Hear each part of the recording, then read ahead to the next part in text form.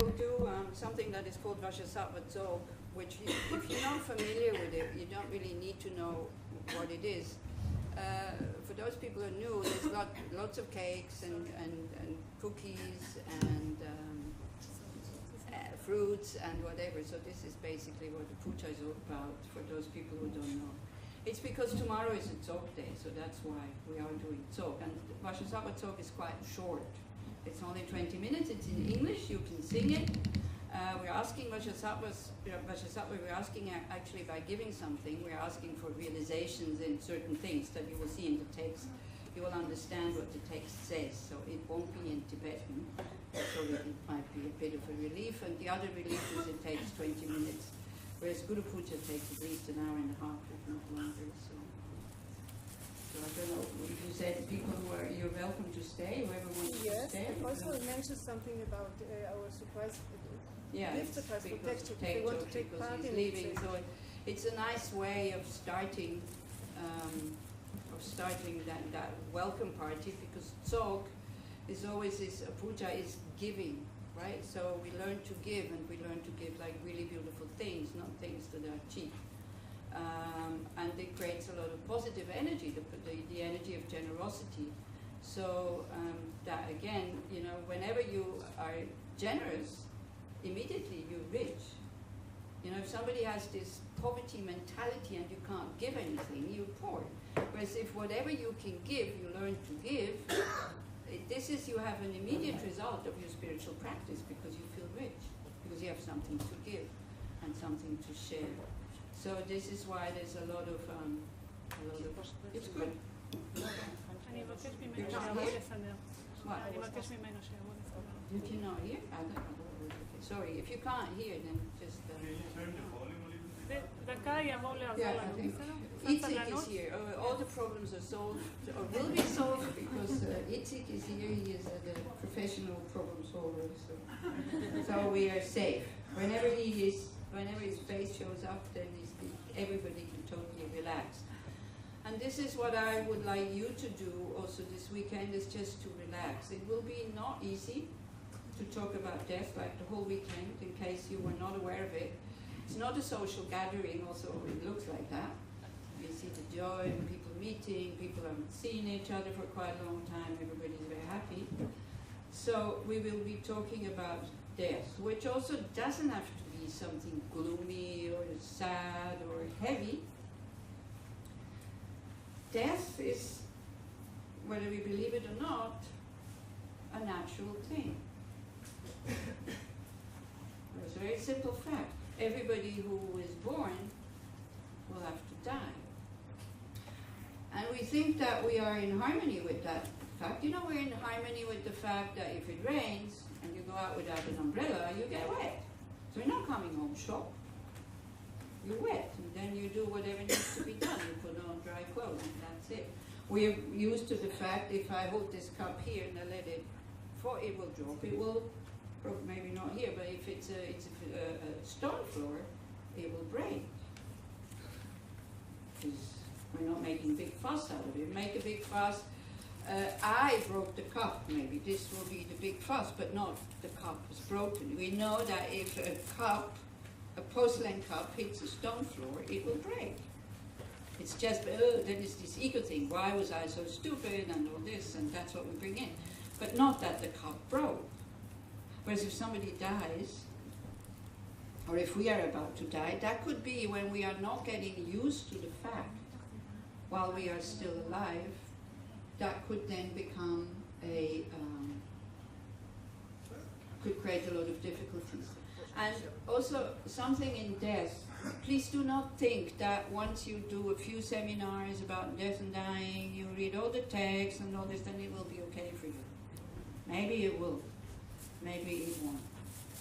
There's a big expectation on Buddhism. Buddhism has to be like Itzik, you know, solving all the problems. You should be happy and open and never depressed and never sad and never angry, and, you know, otherwise they go, hey, but you're a Buddhist. It's not that, you know, people are Buddhists, they're not Buddhas. A Buddha, of course, the Buddha sees everything directly. Impermanence, emptiness, karma, so we're working for that. But as for in my case, I'm not there yet. I think what Buddhism, in what the people say, so then why you practice? Why you spend your whole life with these things if it doesn't help? It does help to some extent. It helps to accept whatever is here. By saying, that's it, that's all I have, so let's make the best out of it. It helps to see also that the thoughts that we have really create your emotions, or fortify them, or help. So emotions we can't really change, but we can change the thoughts about these things. And so it's not, I wish I'd be better, always loving, compassionate, open heart, like right now. Right now I'm quite okay, so I'm pretty safe. So you can hug me, you can ask me things, it's okay. But sometimes when I'm not well, it's very difficult to have an open heart, I'm fortunate that I'm a nun, so I can't really allow myself to just let it go like this, which also helps sometimes, because it's all habit. Whatever you're habituated to, it really comes easy. And you can see it, like I wasn't here for 10 months? I came back here to Ronnie's apartment. It felt like as if I never left. And I saw the truth in this. Whatever we are habituated to, because I've been coming here so many times, it wasn't like this at the beginning, it was only after a few years. It comes easy. Everything was easy, it's like that. So we think we are used to the fact that we die and other people die, but we kind of shut it away. We don't want to know, because it's painful. And it's okay that it's painful, because the pain will heal. Who knows after what time? My brother died very young, at 48.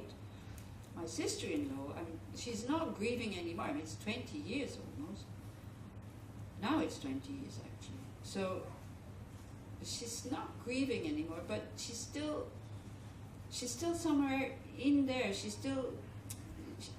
Somehow she doesn't want to come out of it. But in other cases, I see also, in other cases it can happen that there is no pain. And that's maybe sometimes even more frightening than when there is pain. Because then people start to doubt their love towards that person. So this is why we can't learn how to die. You cannot learn how to help dying people. Leora will be talking about this tomorrow quite a bit. We can only be present to what is. This is what we can learn. We can learn to be present to what is. And that doesn't mean that it makes you feel better, by the way. And this is what people expect. You see? When you hear that you can start to accept whatever is there, then it should make the problem go away, should be open and happy. And it's not like that. Because what kind of acceptance is that? This is kind of, okay, I accept so that I feel good afterwards. What kind of acceptance is that? That's not acceptance. That is using a tool to make it go away. That's not welcoming whatever is there. I think, these feelings around death, it's like there's so many emotions around death. And because, I don't really know why, maybe Leora can help us more with that afterwards, why around death everything becomes like through a magnifying glass. I don't know. Maybe because death is so final. Maybe because there's no, we cannot adjust. Once the person is gone, person is gone. Once we are gone, we are gone. There's nothing to be changed. We cannot change the past anyway. Sometimes we think, well, by behaving now like this, maybe we can make the past, be better, or to adjust, or to repair, or whatever. Once death is coming, then that's it. But it doesn't have to be terrible. But it can be terrible. If death would be terrible by nature, then it would be terrible for everybody. This is the word by nature. Okay, so death can be a basis for all these very difficult emotions. And these weekends or seminars about death and dying and living and all this, it can be very light and very funny and very happy if nobody has died in your surroundings in the space of maybe 2 years or something. If somebody has died recently in your surroundings, it can touch on a lot of things, and it can be, then we can feel the bigness of death. And I think we have to give it that bigness already when we have to honor that. Death is a big event in our life, in the life of others. And I read somewhere, most of the things I say I read anyway, so they're not from me, that, you're on death. You only have to die it, and that's it. But the death of others, we have to live it. And that can be just as difficult, if not more difficult. What I've seen also, I've just recently watched a movie by Laurie Anderson. I don't know if anybody's seen it. It's called The Heart of a Dog. It is about the death of her dog, and that she let die, that you put him to sleep, and about the death of her mom. And what she said about her mother, because she had a difficult relationship with her mother, which sometimes happens. Does it? Mother, daughter, well, you're a son, you don't know, or maybe you can see it, you can observe it. It can happen, difficult relationship. So, because Laurie Anderson is very peculiar. How many of you know Laurie Anderson? Maybe young people not anymore. I used to drive my friends crazy, kind of listening to her music when I was young, because it's this avant-gardist artist. She paints, she makes music, she makes really strange music. But same as with the movie, it goes really deep. That movie goes deep. It's very quiet. I was watching it with a friend, and I was afraid that my friend who doesn't know Laurie Anderson was starting to get bored, because it's so slow and it's so quiet and nothing happens. And she talks in this very nice but very monotonous voice. And very often in her music also, she doesn't even sing. She just makes sounds or says something. But for me, it was a music that went very, very deep. So I really liked the movie, because also, of course, we watched it. I can't remember even half of it. But what she said, something like, when somebody has died, the love you have for this person, especially when there was problems, can be like really, really deep, because there's no more expectations. There's no more fear also that, that you lose the person because you already lost it. It can, this pain of somebody can go into real open heart and real love, which then I don't think, then you say, oh, but what's the point? Then it's too late. The person is gone. I don't think so. I mean, I feel a bit like this with my dad. I had terrible pain when he died, because I was very attached to him. I shut myself off into retreat because I couldn't deal with the pain. Everybody tried to console me, and I got angry. I thought, just leave me alone. I know it's attachment. I'm Buddhist enough to know that everything is impermanent. He was 85 years old. I knew he was going to die. So what? He's like, I feel pain, so let me stay with that pain. People got frightened. People, because they're not used to see me like this, like I was not able to function at all. I was into Shita, having to lead meditations, whatever. So I said, look, I can't function. Bye, I'm going. So I went into Shita, maybe a retreat, I can't remember, 2 months or something. After a month and a half, I woke up and the pain was gone. But again, I'm not suggesting that everybody now who feels pain to go into retreat, okay? But that can be a way of dealing with the pain, to just let it arise, to cry whenever you feel like crying. Nobody's there to bother you when you're crying, and you can just let it go. You can just be, and all of a sudden you see the waves. It comes, it goes, it comes and goes, it comes and goes.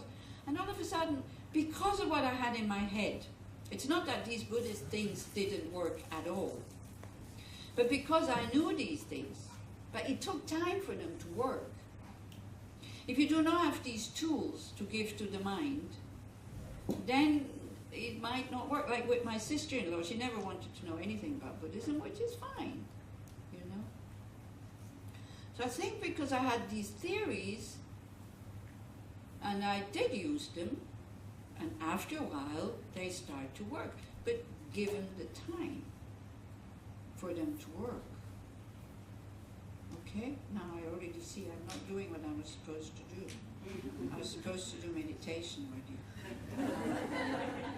Now, this is me. I give my talks the way I cook. It's like I cook and I have a recipe, but I look at it and then I forget about it, and then sometimes totally different to what I wanted to do. Sorry about that.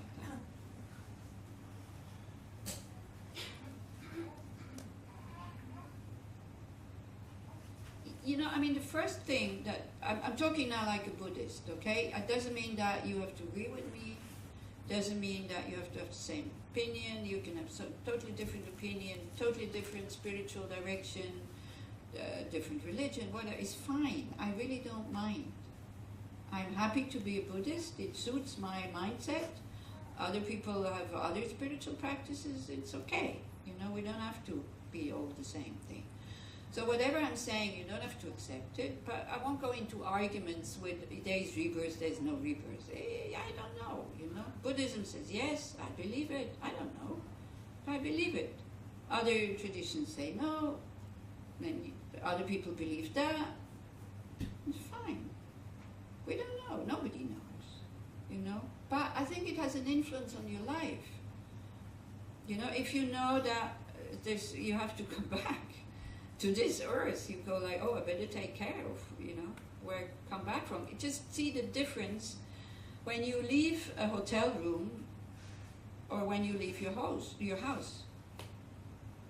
Do you leave it in the same way? Some people say yes. So me also, I leave it the same way because I clean up. Because I can put myself in the state of a cleaning lady, because we had one in the group in Bern. They are timed how much time they have for a room, and the manager doesn't go and see what state the room is.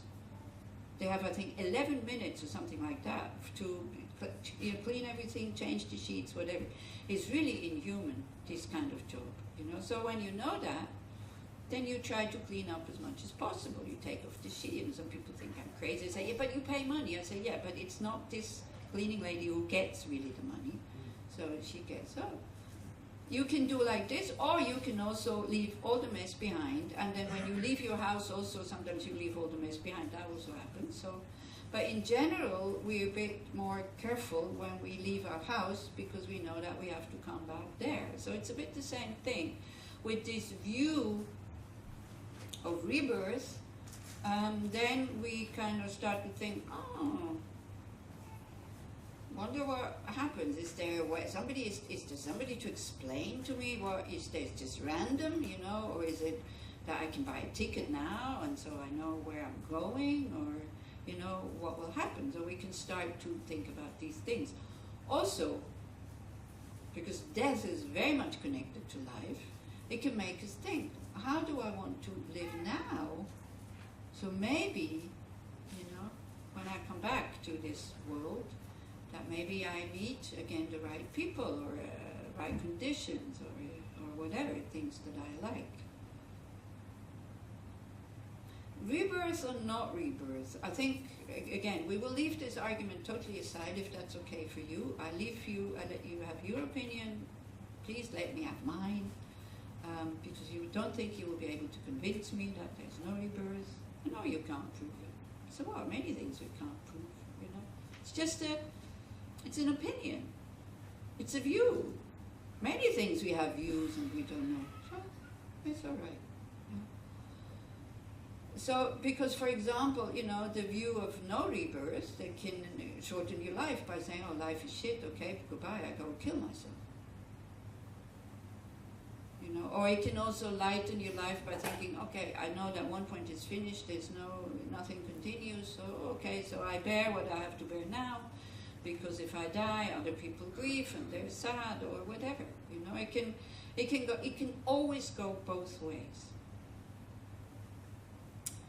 And I think this is the complicated thing, or the difficult thing about Buddhism. Whatever the Buddha said, not whatever, but most of the things he said that we have contact with are interpretative. They're not definite. They're relative. So however you take what the Buddha says, it can turn into medicine or it can turn into poison.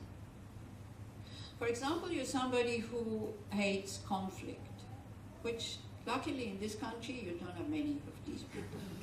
In Switzerland we have many of these people. We're humble, we're polite, we hate conflict. So then we don't go into conflict, but it goes all inside and it starts to fester here. And sometimes it comes out in really strange ways, you know, on your children. Or somebody takes a gun and goes out and just shoots. You know, not terrorist attacks, just because they are frustrated.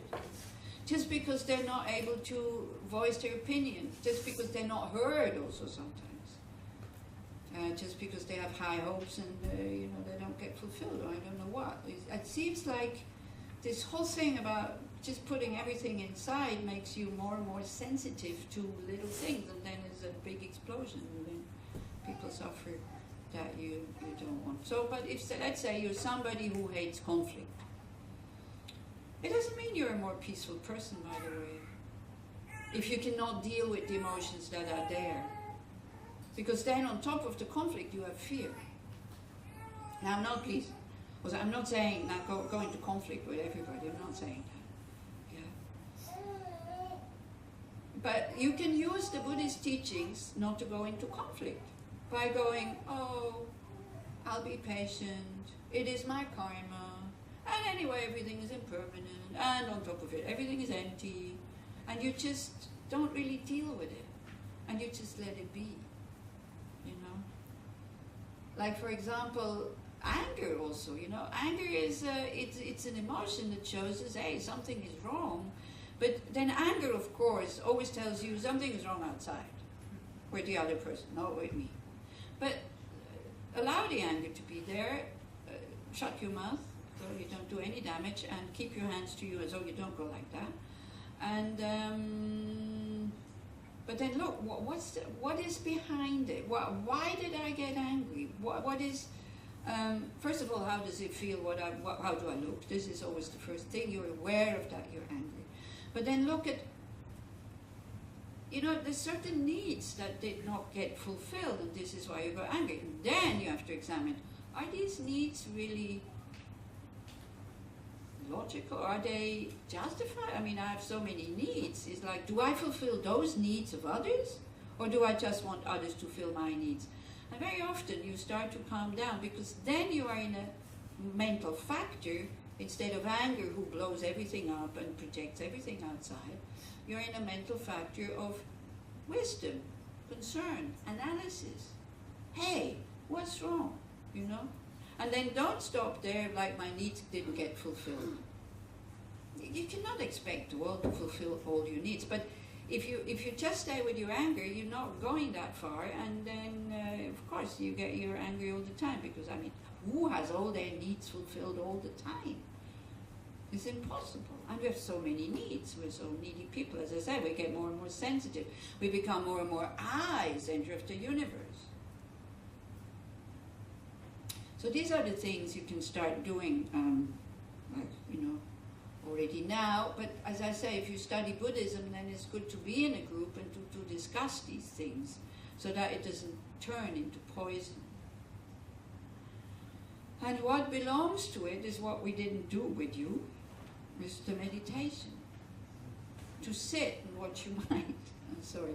Because also this is much easier to be done at home, alone.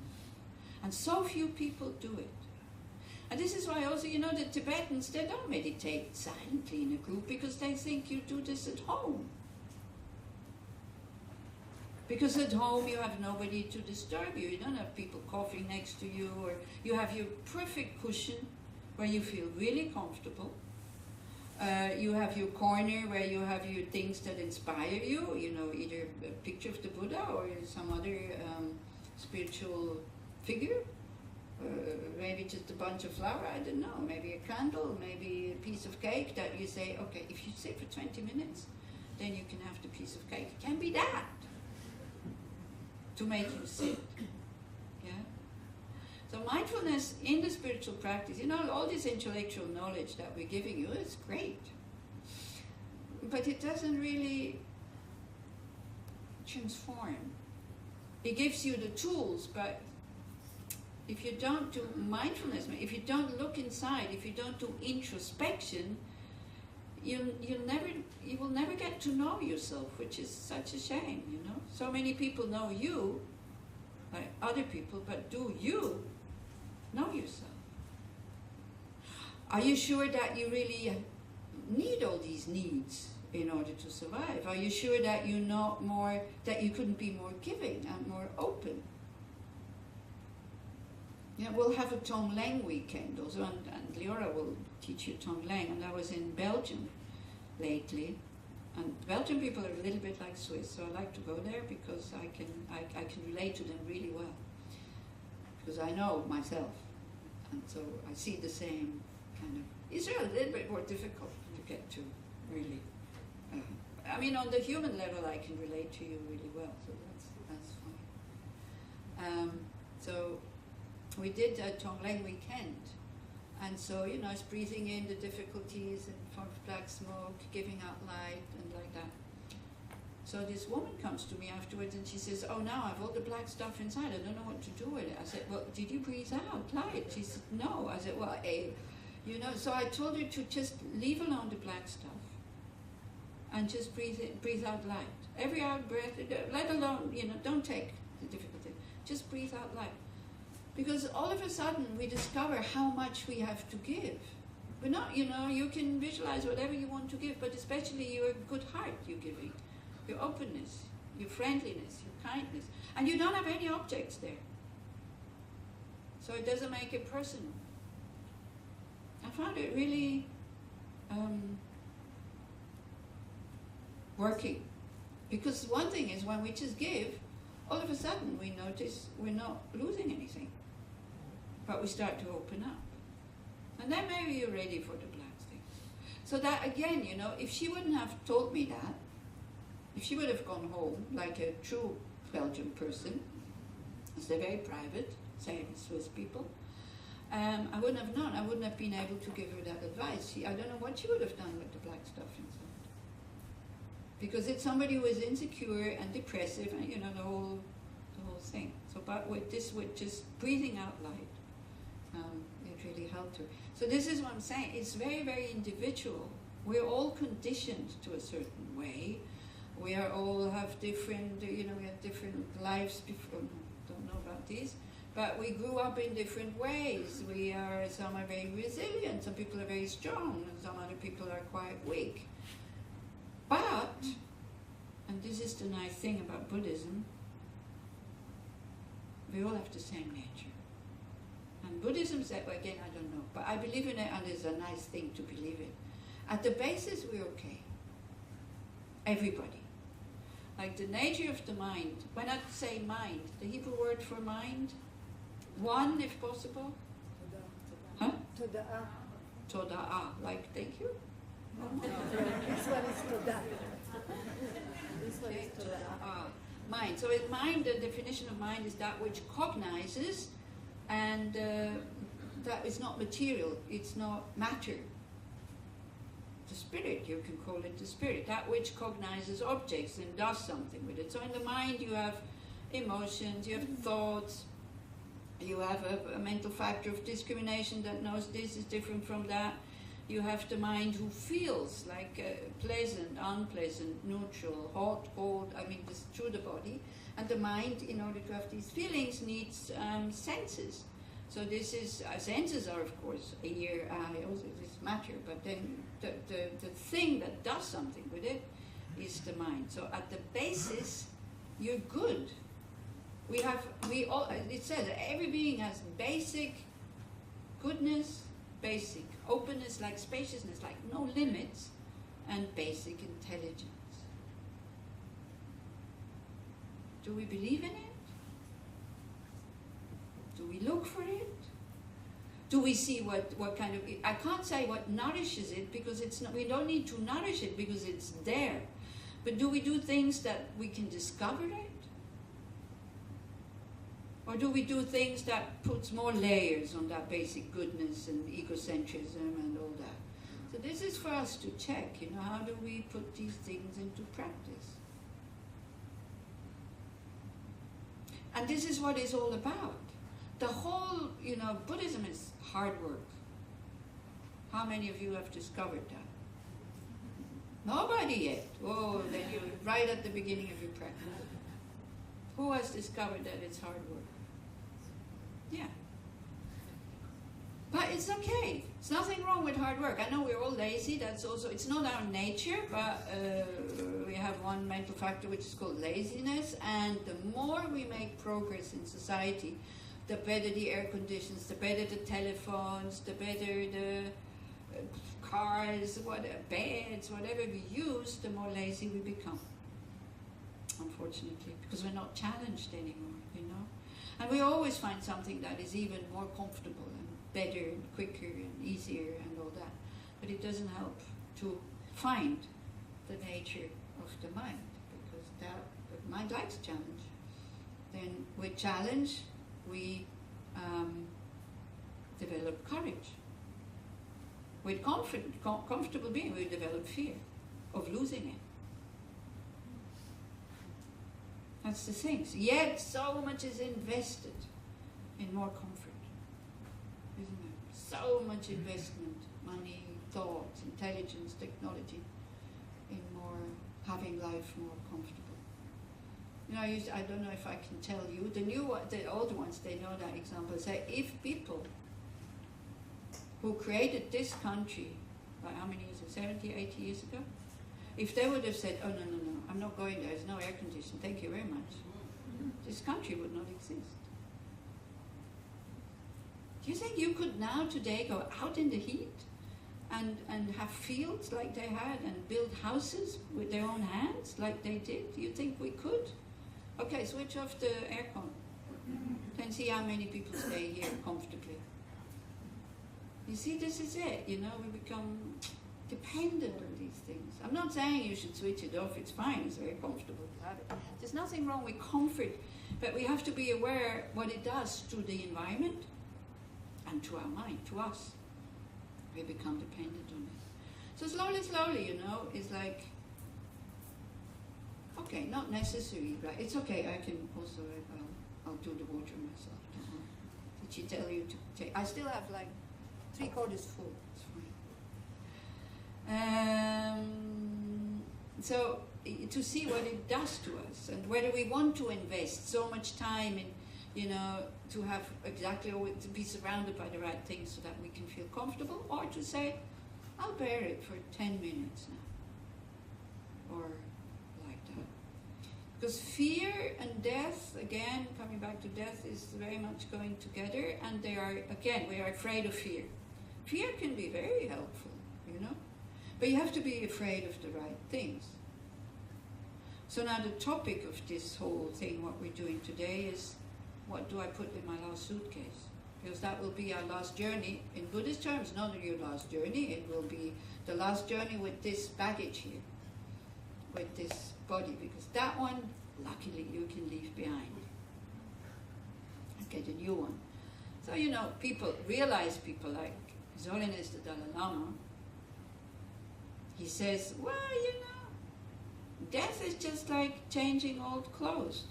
If you have a shawl that is full of holes and it doesn't fulfill the purpose anymore because it doesn't keep you warm, well, you throw it away and you get a new one. So that's death. So you get, body is finished, you throw it away, you get a new, it will be thrown away, you get a new one, so no problem. This is for His Holiness the Dalai Lama to say these things, and he's right.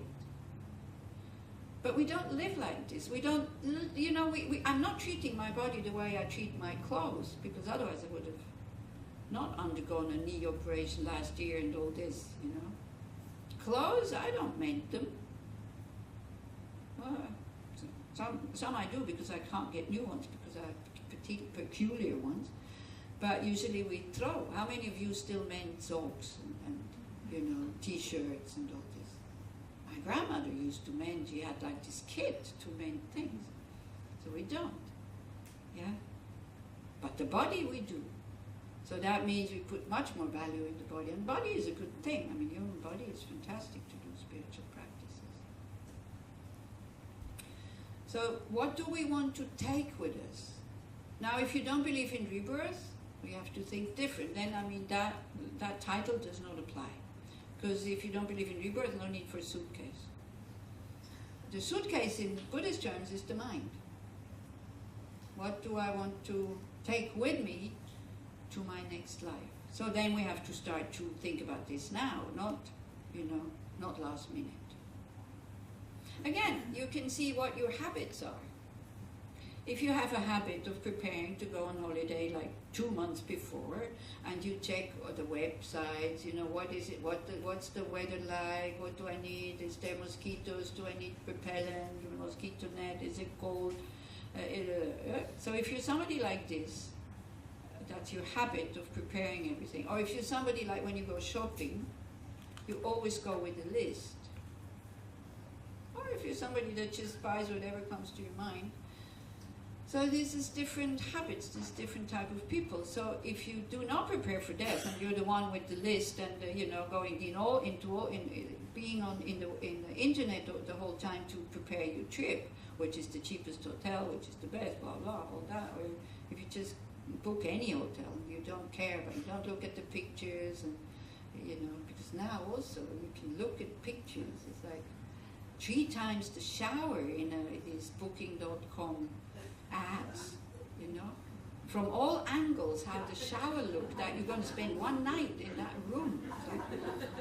And we choose, and I can see myself sometimes doing these stupid things. We choose according to that. It's like as if it's important. As long as there's water coming out, who cares how the shower looks? And it never looks like the picture looks. Anyway. It's not the same room. We're always trying to find the best. So we should also what's the best mind that I want to leave this world with? Filled with love for everybody, filled with gratitude, filled with courage and curiosity. Oh, I wonder what comes next. Well, that's the dream. We can start thinking like that by living like that. By not limiting ourselves to GPS and this and that, where everything seems to be so secure. Because once the GPS is not working and you didn't look where you're going, what are you going to do? We used to have a map in the car 3 centuries ago. Now everybody has a telephone. What if there's 2 streets that are called like this? That's what happened in Madrid at one point. Somebody with the GPS from the airport. I was living 10 minutes away from the airport, and I said, no, I can take a taxi. And he said, no, we'll drive you there because I have a GPS. There's 2, Tibon, Calle de Tibon in Madrid. And he took us to the other one, which is right at the other, because I said, this is not where I live. And he said, no, it's good. He says, we have to go to it. So there you go. We lost 2.5 hours. On a map, you would have seen this is not the right region, and you would see it's near the airport. So there you go. So this is how we can do. We can start to think about our life, to give a sense of our life, so that, if possible, when we die without regret. And it's very personal. It's very, very personal. My parents, they were both born very poor. So for them, having money was very important. For Dad, it was very important to earn the money. For Mom, it was very important to spend the money. I don't mean this in a cynical way. If I look at it now, it's perfect. Because my dad wasn't able to spend it because he just wanted to have it. And he had this poverty mentality until he died, actually. For himself. He was quite generous for other people, but for himself, he would never spend money on himself. So again, inspired mind is quite tight, Mom, well, for herself, or only the basic. So it was good, it worked quite well. Both of them died very peacefully. When you hear things like, if you don't have a spiritual life, you cannot die peacefully, I doubt. I see my parents die, my dad, he called the taxi on Saturday morning, and he went to the hospital. He didn't wake up Sunday morning, 85 years old, living alone until then. No care, no nothing. I said, look, if you need care and if you want, I come home. He said, no, thank you. I go to the hospital, they know how to take care of me. That's how he was, very reasonable, very Swiss, And then he also told me, if I have died, don't come back for the funeral because it will cost a lot of money and I'll be dead, so what's the point? This is how he talked. This is how he thought. And this is how I talked to him also, that I said you have to take care, because he was upset about Mom spending so much money. He wasn't happy, but she did. So he didn't have a testament. So I told him, I said, you have to do something about this, because otherwise you'll be on your deathbed and you'll be worrying that the money goes to Mom. So they were not divorced, but they were not living together. So what he did, because I told him that, he put half of his money in my bank account, half of the money in my brother's bank account. He left enough for the funeral, went to the hospital. He died. He didn't have spiritual practice. His spiritual practice was, I want to succeed in earning money. And he wanted to leave it to his children. Very good thing. And he succeeded. I'm not a millionaire, but definitely more than what he had when he was young. My mom wanted to have a comfortable life. Then she had the body who didn't work anymore. So she says, life is no fun anymore. Then she died. And she had spent all the money that Dad had given her. She sold the house and kept all the money. That's what she did. So then when she had spent all this, then she also left. And a peaceful death is, I think, what everybody is dreaming about, isn't it? Or not? Don't then go, oh no, Losang said, I have to have challenge, so may I have a difficult death. That will be then the last challenge, and then I can see how it works. No, not like that. But, don't avoid every challenge. And one thing that is very important, and I keep forgetting it also, but stop hating having to go already now. If you have to get out of the house in the morning to go to work, stop hating that. Really make an effort to use arguments. I could not have a job, or I could be sick, or whatever. It's for you? Yeah, okay. Because at the time of death we'll have to go. And we have to leave everything behind, and there's nothing we can do. So if we go with this, you know how this feeling is, this tight feeling in the heart, that blocks your energy, isn't it? This kind of, yeah. So this already now, you can do something about this. So put it in on your fridge. Stop hating having to go. Then we can start to train something like this. And then, to really check in how do I want to live my life, so I can die without regret. And this is, as I said, this is why I use my parents, and I can give you many more other examples. So that's very individual. You have to find out yourself. And if there's things that you would regret, you have time to put them in order right now.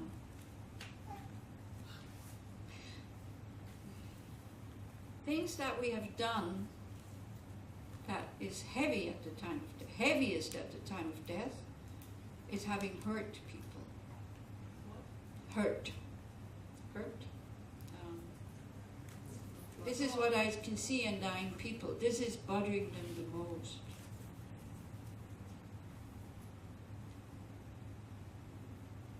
So, the Tibetan Buddhist practice offers you a lot of tools how to deal with this guilt and shame, uneasy feeling. I think the best tool is that, hello, I'm not perfect. Now, again, this can become total poison, because it can be a perfect excuse not to change anything. So if you add, I'm not perfect yet, and you kind of, start to think, well, in what way would I like to be perfect? Would I like to be perfect in open heart? Patience. Patience, you have so many opportunities to train. So many,